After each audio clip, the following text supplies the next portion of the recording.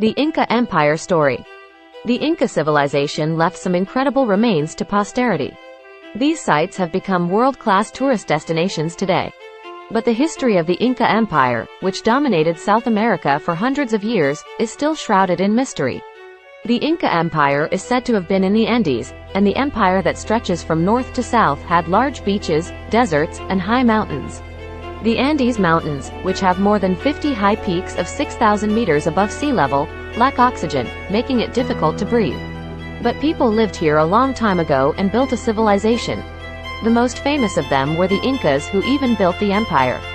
Today we're going to look at the characteristics of the Inca civilization. 1. The myth of Inca. How the Incas came about has been passed from mouth to mouth for a long time and has been passed on to us so far. There were no letters in the Inca Empire.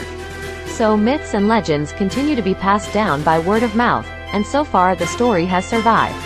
Anti, the sun god, told his son, Iramenco, to go down to the earth and deliver civilization to humans. The sun god made the world, and Iramenco, dressed in his best clothes with Mama Okolo, came out of the bottom of Lake Titicaca with a golden cane in his hand. The sun god said the golden cane would teach them where to build the country, and Iramenco and Mama Okolo walked a long way to the northeast. Then the cane sprang out of itself and stuck in the ground. On the Huanacauri hill, the son of the sun god founded Cusco. Cusco became the capital of the Inca Empire, which means the belly button of the world. Iramenco becomes the first emperor of the Inca Empire, Manco Capac. The emperor and empress taught people farming, fishing, and architectural skills. The empires of the Inca Empire are said to be descendants of this Manco Capac. The emperor was treated like a god because these were all descendants of the sun god Inti. 2. Farming in the mountains. Flat land was rare in the Andes. So the Incas cleared the land, saying they tame the land like they tame wild horses. Their farmland, like these stairs, was called Andean, and they also built waterways along the ridge.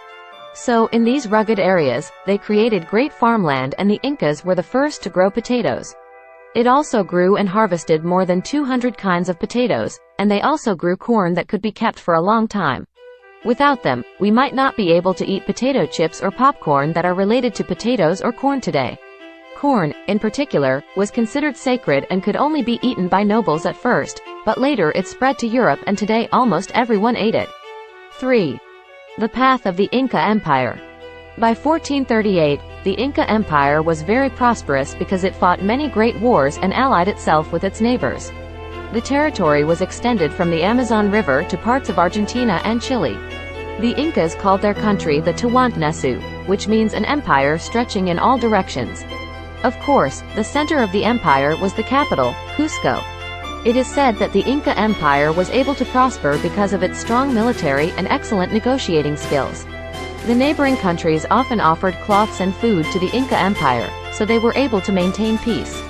The armies of the Inca Empire were well organized and loyal, greatly expanding the empire's territory. The Inca Empire was an amazing country. The Inca Empire's roads were also connected to dense jungle, deep continuation, high mountain peaks. And so the empire expanded faster, and the most important of all was the King's Way. The road, which connects the capital Cusco and Quito, is 2,400 kilometers long. Thanks to the well-paved roads, people easily transported goods and exchanged news, and the person who runs along this road and delivers good news is called a chasqui. It's the same person as the mailman. Since there were no letters in the Inca civilization, Chasuki memorized the message and ran to the next Chasuki to tell the news. Like this, the chasquis delivered news up to 200 kilometers a day. To become such a charsqui, you need to be good at running, but you also need to have good memory.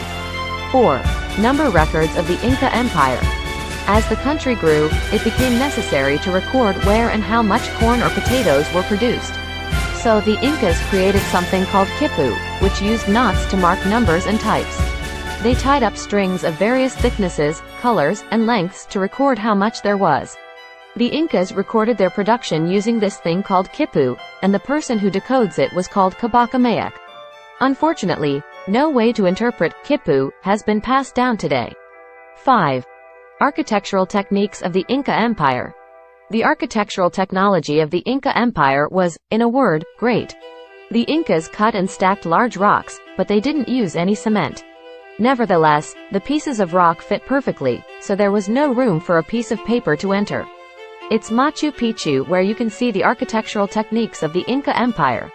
Machu Picchu is a city built on a mountain peak over 2,000 meters above sea level, and it is still a mystery how such a city was built on such a high place. There are also large stones that are over 7 meters long, and they are said to be interlocked well without any gaps. The Inca Empire was a mysterious and great civilization the more you know about it, even though you don't know the exact circumstances of the Inca Empire.